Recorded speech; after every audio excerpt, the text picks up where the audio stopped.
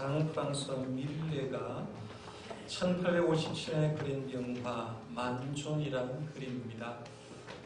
여러분이 선명하게 보이지 않지만 분명히 이 그림이 여러분이 익숙하게 알고 있는 그림이라고 볼 수가 있는데, 이 만종은 밀레의 이삭 죽기와 더불어서 밀레의 대표작이라고 말할 수 있고, 프랑스 사람들은 이 만종과 이삭 죽기를 보면서 우리나라의 자존심이고 자랑이다라고 얘기할 정도로 굉장히 인정받는 그런 그림입니다. 그림을 보면 굉장히 아름답다라고 생각될 수가 있죠. 저녁 노을이 굉장히 아름답게 잘 지어 있는 걸 보게 됩니다. 부부가 농사를 짓다가 지금 기도하는 그런 모습을 보일 수가 있고요. 농구 아래 보면 여러분이 잘 보이지 않을지 모르지만 캐다만 감자가 흩어져 있는 것을 보게 됩니다. 바닥에 흩어져 있고, 농구 중앙에는 바구니에서 씨감자가 담겨 있는 것을 보게 될 겁니다. 보이지 않는데 목사님 뭐 설명을 합니까? 라고 생각하는데, 보인다고 생각하고 제가 설명을 하는 겁니다. 안 보이시는 분은 저 뒤에 보시면 좀 보일 겁니다.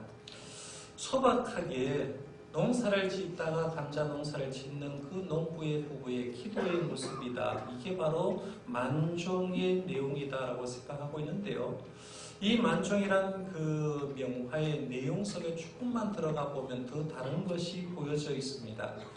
부부 사이에 있는 감자 바구니는 원래 감자가 들어있지 않고 아이가 하나 죽었는데 아이의 간이 그 속에 있었다고 얘기를 합니다. 부부가 굉장히 가난하게 살았고요. 흐트러진 감자가 흐트러져 있지만 감자가 굉장히 많은 양이 아니라 굉장히 작은 양의 감자를 추수해서 흐트러지는 걸 보면서 뭘 얘기하느냐 하면 굉장히 기근으로 인해서 힘들었고 캘 것이 없었다는 걸 보여줍니다. 그리고 농부 부부 사이에 있는 그 바구니에 원래 바구니가 놓여 있는 게 아니라 아이가 죽어서 아이의 관이 있었는데, 처음에는 아이의 관을 그렸는데 자기 친구의 그 관을 그려서 얘기를 하니까 이런 그림을 가지고는 인정받지 못한다라고 얘기를 해서 다시 한번 그린 것이 바구니를 그리고 그 바구니 속에 씨감자를 넣어서 그렸다라고 얘기를 합니다. 그러니까 이들이 지금 기도를 하고 있는데, 기도하는 것이 좋은 환경 속에 기도하는 게 아니라 아이를 잃은 슬픔을 안고 기도하는 모습이고요.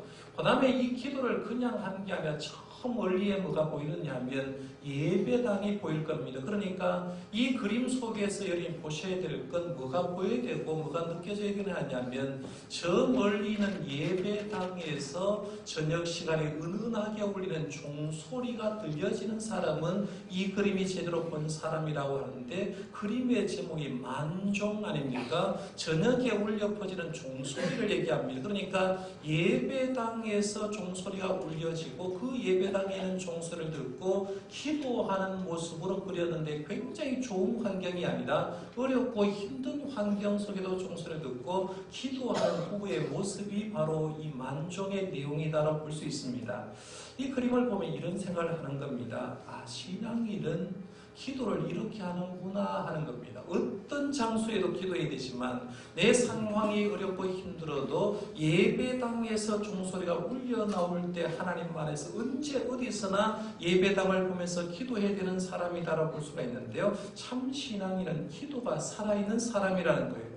오늘 본문 말씀도 1절 말씀에 시작하는 말이 기도에 대한 것으로 시작되죠. 1절 말씀에 보면 제9시 기도 시간에 베드로와 요한이 성전에 올라갈세라고 얘기합니다. 오늘 PPT를 제가 띄우지 않고 그냥 말씀을 한 절 한 절 해석해 나가려고 하는데요. 제9시 기도 시간에라고 얘기합니다. 제9시 기도 시간에 베드로와 요한이 성전에 올라갔다라고 하는데요. 제9시라고 해서 우리로 말하면 오전 9시를 얘기하는 것이 아닙니다. 이스라엘 사람들은 하루에 시간 계산을 하는 것이 우리와 방법이 다른데요. 이스라엘 사람들은 아침에 해 뜰 때가 1시입니다. 그리고 해가 질 때가 12시입니다. 그러니까 기준으로 얘기하면 해가 뜨는 시간이 1시고 해가 지는 시간이 12시니까요. 아침 7시쯤이 1시입니다. 아침 7시가 1시, 8시가 2시, 9시가 3시 이런 식으로 계산되고 저녁 6시쯤이 이제 12시가 되는 것을 보게 되니까요. 오늘 본문 말씀에 제9시 기도 시간에라고 얘기를 하니까 오후 3시쯤 시간을 얘기를 합니다. 율법에 의하면 유대인들은 하루에 3번씩 기도하라고 얘기하고 있습니다. 시편 55편 17절 말씀에 보면 아침과 정오와 저녁에 기도하라라고 얘기를 하고 있기 때문에 율법의 근거에 하루에 3번씩 기도하는데요. 오전 9시에 기도하고 12시에 기도하고 오후 3시에 기도를 하게 됩니다. 기도를 하면 이런 거죠. 여러분들 지금도 기도하는 분이 몇 분 보이시는데요. 기도하지 말고 말씀을 들어주시길 바랍니다. 하루에 3번씩 기도하라고 얘기를 하면 그러면 일은 누가 하냐는 거예요. 일하지도 못하고 먹고 사는 건 누가 하냐고 생각하면 하루에 3번씩 어떻게 성전에 나가 기도하냐고 하는데 그런 오해를 할 필요가 없습니다. 하루 3번 가운데 한 번만 성전에 올라가서 기도하면 되고요. 나머지 2번은 그 기도 시간이 되었을 때 자기 일터에서 잠시라도 예루살렘 성전을 향하여 기도하면 되었기 때문에 하루에 3번씩 기도했다고 볼 수가 있는데 지금 베드로와 요한은 오후 3시 기도하는 시간이 되어서 기도하기를 위해서 성전에 올라가고 있다 하는 걸 보게 됩니다. 여기서 우리는 베드로와 요한의 위대성을 볼 수가 있는데 우리가 그동안 생각한 내용 한번 생각해 봐요. 오순절 성령 강림의 역사가 일어났습니다. 불의 역사가 일어났고 바람의 역사도 일어났습니다. 성령의 강권적인 역사가 일어나니까 그들도 모르게 성령의 임재를 경험하게 되고 성령의 임재를 경험한 그들의 입술 속에는 뭐가 나왔다고 했죠? 방언의 역사가 일어났다라고 얘기를 합니다.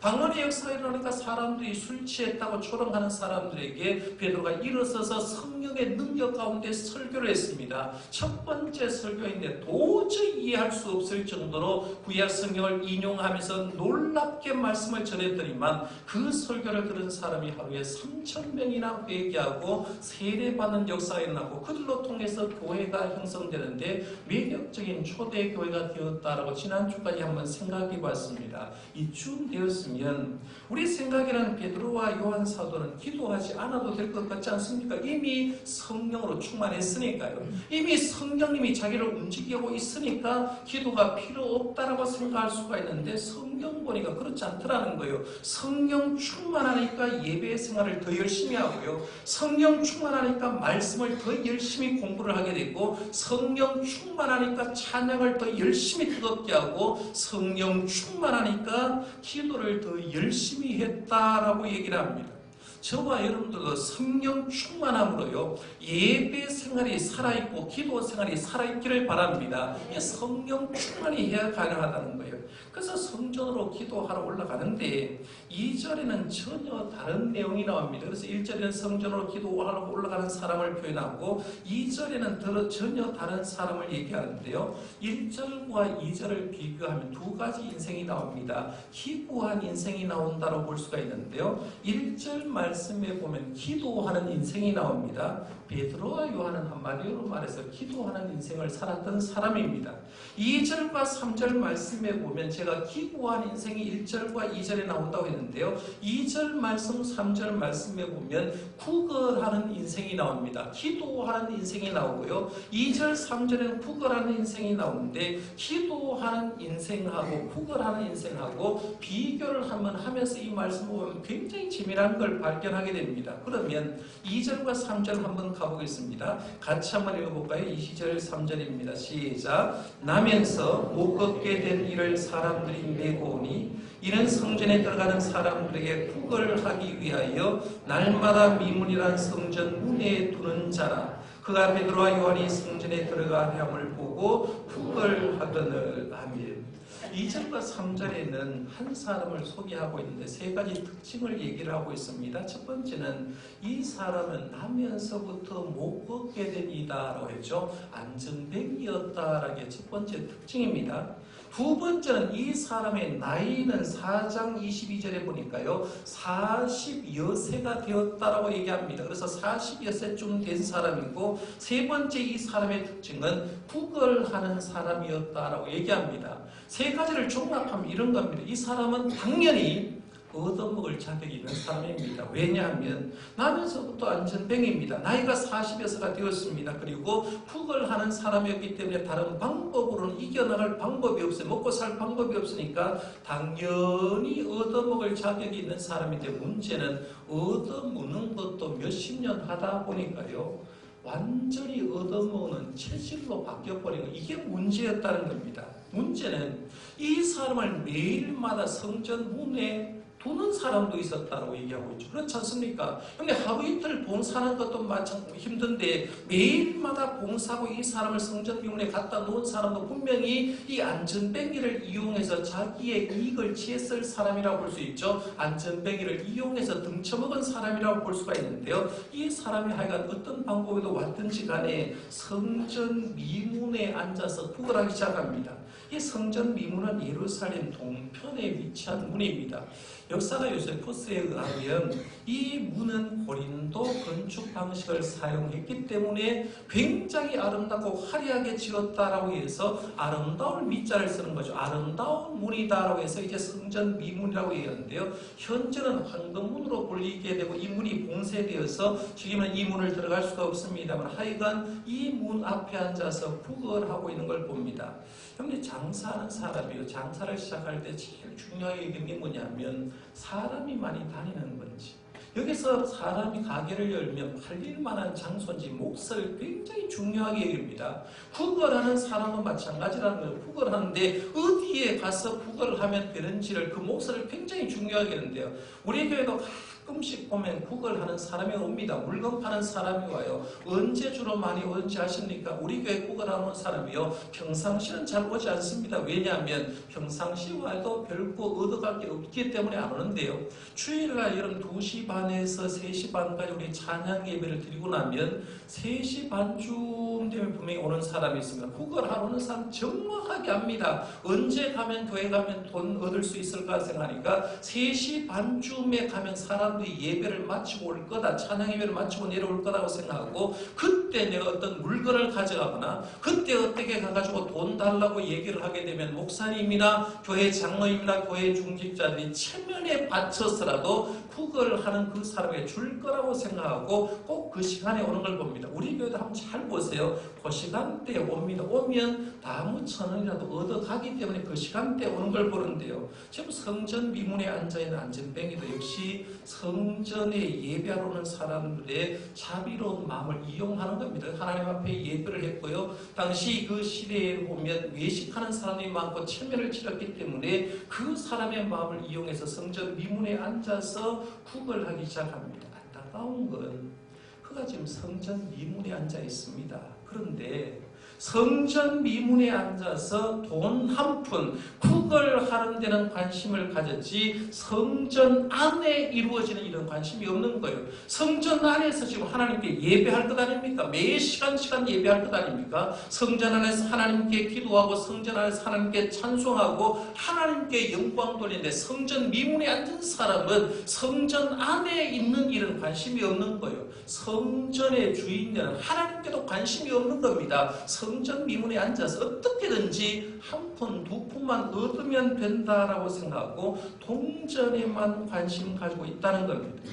그럼 이 말씀을 보면서 이런 생각을 해볼 수가 있죠. 사도행전의 저자 누가가 이 사도행전의 말씀을 기록하면서 첫 번째 기적을 왜 성전 미문에 앉은 안전뱅이가 일어난 사건을 기록했을까? 그 이유가 도대체 뭘까라고 한번 생각해 볼 수 있다는 겁니다. 우리가 보통 이 말씀 보면서 우리는 적용하기 바쁩니다. 이런 거죠. 야, 오늘 본문 말씀에 성전 미문에 앉은 안전뱅이가 40세 되는데 베드로와 요한을 통해서 일어났다. 야, 나도 더해가지고 이런 체험 한번 했으면 좋겠다. 몸이 아픈데 예수님 만나서 좀 병 나았으면 좋겠다는 거예요. 내가 허리가 아픈데 교회 가가지고 기도하는 건데 체험 좀 했으면 좋겠다. 이런 생각으로 이 말씀을 보는 사람이 있을 겁니다. 목회자는 이렇게 할 수가 있죠. 이 말씀 보면서 야, 나도 하나님의 종인데 베드로와 요한도 성령 충만해서 예수님의 이름으로 일어나거라 명령하니까 그 자리에서 일어났는데 그러면 나도 목사로서 그런 체험 좀 했으면 좋겠다. 나도 그런 능력이 있었으면 좋겠다라고 생각하고 이 말씀을 볼 수 있습니다. 근데 이 말씀을 그렇게 딱 보면요. 그 다음에 나타난 바는 허무합니다. 왜? 난 교회 가는데 그런 역사가 안 일어나거든. 나 하나님이 일을 하는데 내가 기도하는데 그 자리에서 일어난 사람이 없거든요. 그러면 그런 식으로 자기에게 적용하는 순간 이 말씀을 보는데 이 말씀 보는 순간 나는 믿음이 없구나, 나는 능력이 없구나 라고 생각하면서 낙심하게 될 가능성이 굉장히 많습니다. 그런데 왜 누가는 안진뱅이 일으킨 사건을 초대교회의 첫 번째 기적으로 썼을까 하는 겁니다.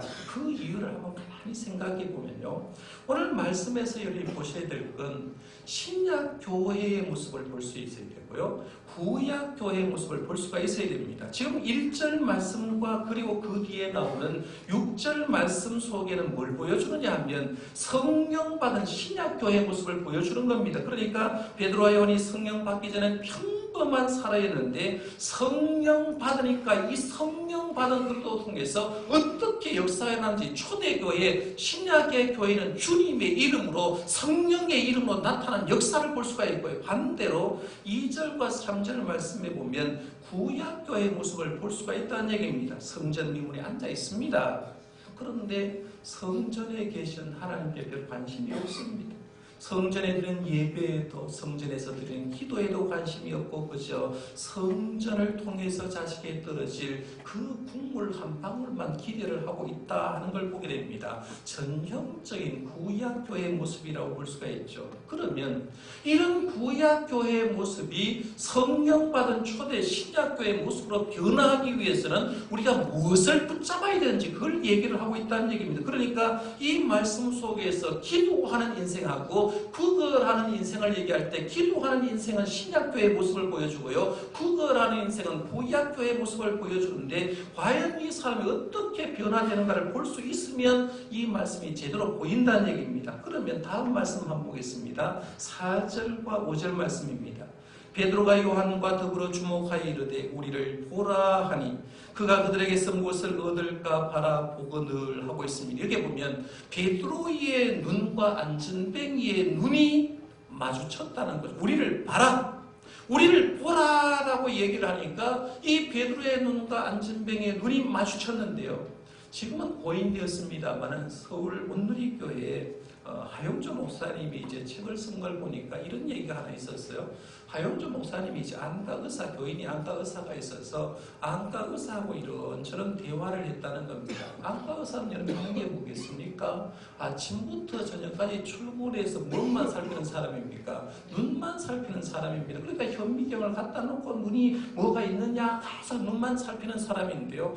안과의사가 이 하용조 목사님이 하는 말이 뭐냐, 목사님 눈에도 표정이 있어요 라고 한다는 거죠. 너무 말이 좋더라는 겁니다. 여러분 사람마다 눈을 두 개 다 달고 다니는데요, 눈마다 표정이 있더라는 거예요. 눈마다 표정이 있는데, 그런데 눈마다 표정이 있는 걸 자기가 보니까 이 사람은 이런 표정이 있고 저런 사람 저런 표정이 있는데 안과 의사가 그 얘기를 하기에 너무 좋다라고 얘기하는데요. 지금도 여러분 보세요. 저와 여러분이 지금 눈을 마주치는 사람도 있고 오늘 두 사람이 지금 저를 안 보고 있습니다. 찬양대에 한 사람하고요, 이쪽 줄에 한 사람 안 보고 있거든요.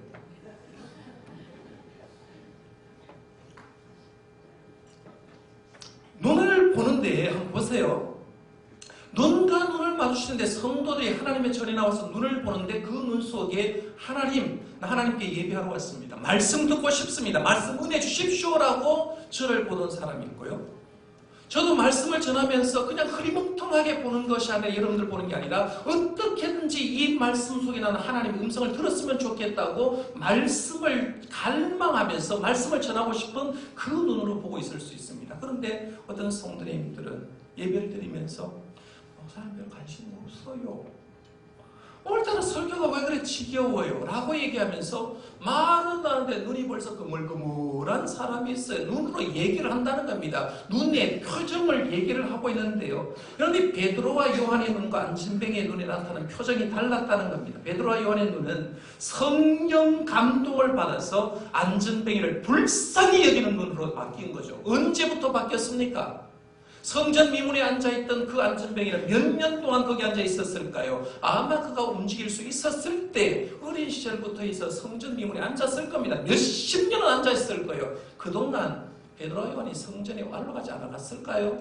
수없이 베드로와 요한은 성전에 기도하러 올라갔을 겁니다. 그렇지 않습니까? 그런데 성령 받으니까, 성령님이 자기 속에 들어오니까 그 영혼이 어느 날 불쌍히 보이는 거예요. 저 영혼 구원받아야 되는데, 저 영혼 진짜 예수님 만나고 병리에서 낫고 하나님의 은혜 가운데 살아야 되는데 불쌍히 여기니까 그의 눈에 뭐가 들어가느냐면 불쌍히 여기는 눈인 거예요.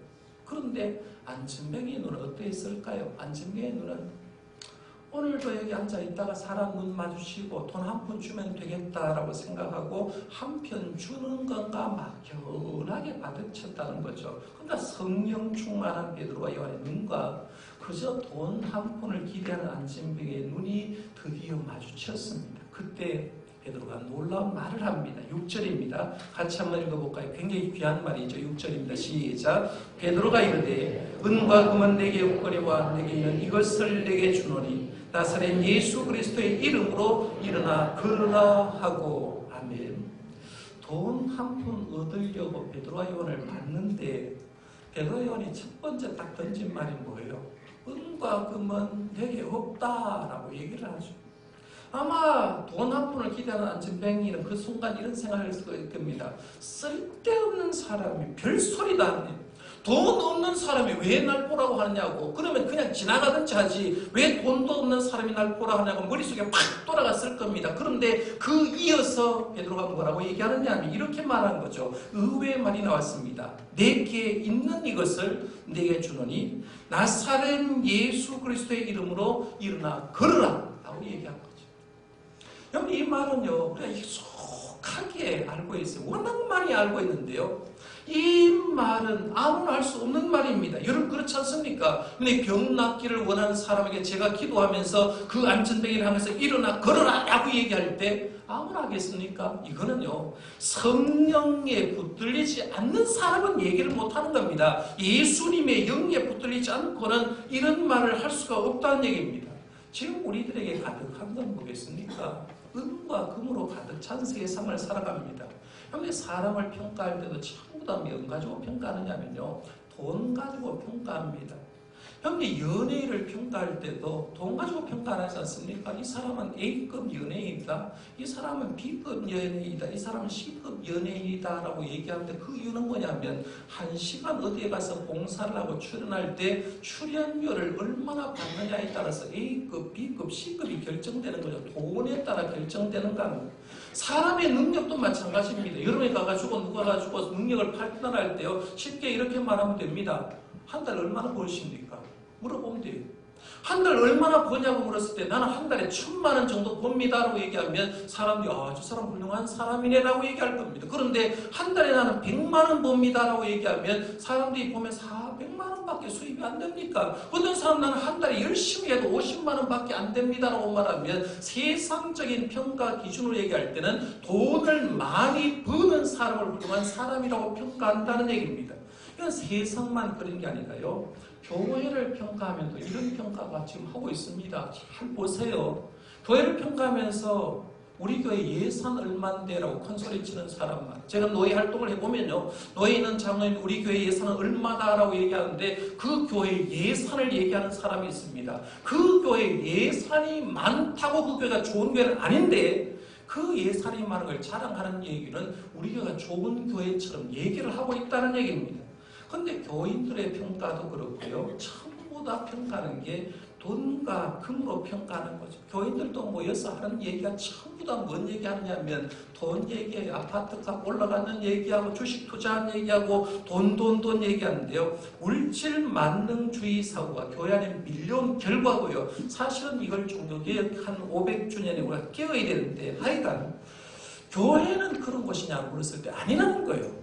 그런데 교회는 어떤 곳이 되어야 되느냐면 교회는 언제나 교인들은 언제나 그 입에서 누구의 이름이 나와야 되느냐면 예수님의 이름이 나와야 되는 줄 믿으시길 바랍니다. 오히려 얘기하는 거예요. 예수님이 누구냐라고 물었을 때 예수님은 날 구원하기 위해서 이 땅에 오신 분이지. 그 예수님이라는 거예요. 그 예수님이 날 위해서 십자가에 돌아가셨고 예수님이 무덤에 묻혔는데 3일 만에 부활하셨고 부활하신 예수님이 승천하셔서 11번이나 이 땅에 대해서 하나님이 이를 말씀하셨고 그리고 승천해서 하나님의 보좌 우편에 계시고 지금도 통치하고 그리고 멀잖아 심판의 주님으로 오실 분이다. 예수님은 지금도 살아계시다. 이게 성도가 할 얘기 아닙니까? 이게 성도가 할 얘기인데 이런 것을 잃어버리고 은과 금 얘기할 때가 굉장히 많다는 얘기입니다. 중세 유명한 토마스 아퀴나스가 이런 말을 했습니다. 초대 교회는 은과 금은 내게 없거니와 내게 있는 이것을 내게 주노니 나사렛 예수 그리스도의 이름으로 일어나 걸으라고 말하는 능력이 있었다. 그러나 오늘날 우리 교회는 금으로 기둥을 만들고 대리석으로 바닥을 깔아 엄청난 하나님의 집을 지었다. 우리 교회는 땅도 많이 가지고 있다. 건물도 가지고 있다. 사람들도 많이 가지고 있다. 은과 금은 우리에게 있다. 그러나 나사렛 예수 그리스도의 이름의 능력은 잃었다. 중세의 화려한 예배다. 중세에 그 많은 교인들이 있었지만 그 중세 교회는 예수 그리스도의 이름을 잃어버렸다라고 합니다. 오늘 한국 교회 모습도 그게 아닐까요? 엄청난 큰 예배다. 수없이 많은 교인들이 있고 예산은 있지만 그 속에 예수님의 이름이 없다고 하면 교회 본질을 잃어버린 거죠. 우리가 찾아야 될 게 바로 이거예요. 예수님의 이름을 찾을 수 있기를 바랍니다. 지금 베드로와 요한은 분명하게 얘기합니다. 나사렛 예수 그리스도의 이름으로 일어나 걸으라고 했죠. 헬라어 원어상의 의미를 조금 살펴드리겠습니다. 나사렛 예수 그리스도의 이름으로 일어나 걸으라는 헬라의 원어의 의미 이런 겁니다. 나사렛 예수 그리스도의 이름을 향하여 걸어라. 향하여 걸어라. 오직 예수님의 이름만 생각하고 예수님의 이름만 목적으로 살아라. 이런 뜻입니다. 나사렛 예수 이름으로 걸으라는 말은 그냥 한 말이 아니라 지금까지 돈만 생각하고 있지 않았는 너예요. 네가 지금 돈 몇 푼만 생각하고 살았던 너의 인생을 방향 전환해서 예수님의 이름으로 향하여 걸으라는 거예요. 예수님을 목적으로 향하여 걸으라. 그러면 그 예수님이 너의 인생 책임져 줄 거니까 걱정하지 말고 예수님 이름을 향하여 걸으라고 명령하는 거예요. 이 명령 내리고 베드로가 그 선언과 더불어서 안전뱅이 손을 일으켰더니만 어떤 역사가 일어났습니까? 그 자리에서 주님께서 그 안전뱅이를 고쳐준 사건이 일어난 거죠. 이게 바로 오늘 본문의 내용입니다. 7절과 8절 말씀 한번 보세요. 7절과 8절 같이 한번 읽어보겠습니다. 시작. 오른손을 잡아 일으키니 발과 발목이 곧 힘을 얻고 뛰어서서 걸으며 그들과 함께 성전으로 들어가면서 걷기도 하고 뛰기도 하며 하나님을 찬송하니. 아멘. 성전 미문에 앉아가지고요 구걸했던 사람 아닙니까? 성전 안에 있었던 일들은 별 관심이 없었던 사람입니다. 하나님에 대해서 별 관심이 없었던 사람입니다. 그가 성령 받은 베드로가 그에게 뭘 소개했느냐 하면 예수님을 소개했거든요. 예수님 살아있으니까 그 예수님을 향하여 걸으면 네가 걸을 수 있다라고 얘기를 하고 예수님의 이름으로 이렇게 세워졌더니만 그가 어떻게 했습니까? 오늘 말씀에 한번 잘 보세요. 오늘 말씀에 보니까 7절과 8절 말씀에 보면 오른손을 잡아 일으키니 발과 발목이 곧 힘을 얻고 뛰어서서 걸으며 그들과 함께 어디 갔다고 했습니까? 성전으로. 어떻게 해요? 성전으로 들어갔다. 성전 미문에 앉아있던 이 안전뱅이 40년 동안 성전 미문에 있다가 예수님 딱 만나니까 예수님으로 체험하니까 어디로 들어갑니까? 성전 안으로 들어갔다는 거예요. 성전 안에 들어가서 걷기도 하고 뛰기도 하며 하나님을 찬송했다는 겁니다. 본질적인 모습으로 회복된 걸 얘기하는 거예요. 구약 교회가 예수님을 제대로 만나면요, 성령님을 제대로 만나면 밖에 있던 사람들이 성전 안에 들어가서 하나님을 만나고 하나님을 찬송하는 인생이 되는 거예요. 저와 여러분들도 마찬가지예요. 예배 생활이 제대로 되려면 간단합니다, 여러분. 내가 성령님만 체험하면요, 예배 생활이 제대로 되는 줄 믿으시길 바랍니다. 성령님만 체험하면 교회당 안으로 들어돼 있어요. 그런데 왜 내가 지금 예배당 밖에서 머물고 있고 예배 시간에도 제대로 주님께 집중 못하느냐? 성령 충만하지 않기 때문에 그래요. 주님을 제대로 만나고 주님의 이름으로 향하여 걸으면 우리가 성전 안에 들어와서 하나님께 제대로 예배하는 사람이 되는 줄 믿으시길 바랍니다. 이걸 성경에 얘기하는 거예요. 마지막 두 절은요, 안전뱅이가 40년 동안 앉아있던 모습을 보고 그리고 예수님의 이름으로 탁 일어났는데 반응을 보여주는 겁니다. 9절과 10절 말씀 보세요. 모든 백성이 그 걷는 곳과 하나님을 찬송함을 보고 그가 본래 성전 미문에 앉아 구걸하던 사람인 줄 알고 그의 일로 인하여 심히 놀랍게 여기며 놀라니라 라고 했어요. 안전뱅이 탁 일어나니까 한 사람 고친 사건이 이게 어떤 역사였냐면 모든 백성의 사건으로 진행이 되는 거죠. 어떤 역사가 일어났을까? 도대체 예수님이란 분이 누구고 주님의 이름에 어떤 능력이 있기 때문에 이런 역사가 일어났는가라고 생각하면서 심히 놀랍게 여기며 놀랐다는 얘기입니다. 놀란 그 사람에게 베드로가 다시 설교를 하는 장면이 다음 주에 이어집니다. 그 내용은 다음 주에 한번 생각하고요.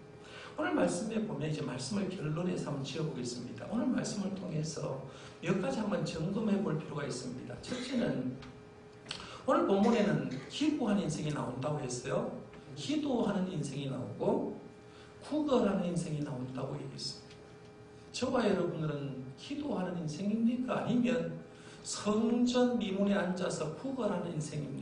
하는 거 한번 생각해 보셔야 돼요. 진짜 주님 만나서 주님께 매달려 기도하는 인생인지 아니면 주님 때문에 뭔가 구걸하고 있는 인생인지 생각해 봐야 돼요. 두 번째는 나에게는 예수님으로 충만한지 나에게는 성령으로 충만한지 아니면 나에게는 은과 금이 충만한지 한번 생각해 보셔야 돼요. 내 삶의 목적이 은과 금을 위해서 살고 있는지 아니면 예수님의 충만을 요구하고 있는지 한번 물어보셔야 됩니다. 그래서 은과 금이 없어도 예수님의 충만한 사람이 복된 사람인지를 체험하시길 바랍니다. 그게 진정한 은혜 받은 사람입니다. 그런 사람이 되어야 돼요. 그 다음에 세 번째는 우리는 성전에 들어가서 찬미하는 인생입니까? 아니면 성전 미문에서 머무는 인생입니까? 예배당 안에 들어와서 하나님을 만나서 찬송하는 존재인지 아니면 성전 미문에서 하나님이 누군지도 모르는 그런 존재인지 한번 물어보셨어요? 오늘 말씀에 나오는 안전뱅이 기적을 통해서 오늘 우리들도 베드로와 요한이 믿었던 주님, 안전뱅이를 일으키시는 그 주님의 역사가 일어나기를 바랍니다. 기도하겠습니다.